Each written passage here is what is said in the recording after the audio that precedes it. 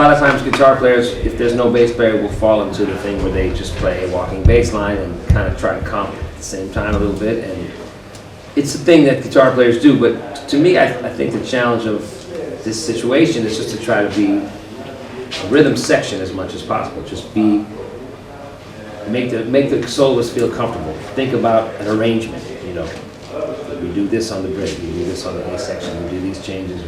Just to think more like an arranger might think, or if you can be, you know, you have to deal with the bass, but it's not just the bass. You want to try to provide a complement for what's going on. So rather than say something negative about people playing walking bass lines, you have to study bass lines and see how they work, because that has a lot. I mean, you take a great bass player, they don't just have a good sound and good rhythm. They also know the notes to play to make the rhythm feel good. If you play wrong, you know, strange, awkward bass lines, even with good rhythm, the music doesn't flow in the same way. You know, so bass lines are very important to understand how harmony flows. Then we build 8 notes from there. We go in progression, quarter notes.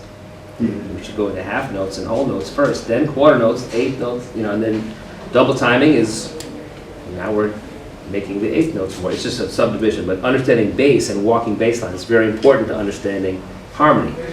So I'm contradicting myself. I say the more you learn about bass lines, you shouldn't play bass lines, but you should just know about how they work. So you can make an accompaniment that's from the bottom up.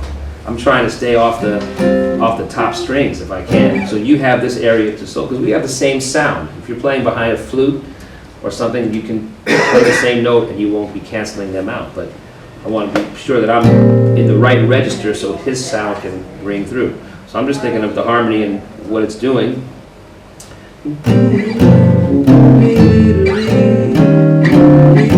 So that's a lot of chords. The tempo he brought us in, I kind of thought it's a lot of movement to do it first. I was thinking more about and then moving. Go back to B flat, or you can go down from E. And then just walk the bass, but you know, turn around and everything. So that's really what that is. 1, 6, 2, 5 is 2 bars of 1, 2 bars of 5. You know, so it's just about the direction of the music. And if you're thinking,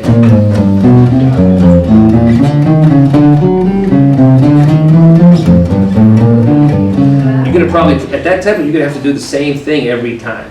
So why start with that and just play a bass line and make it that only?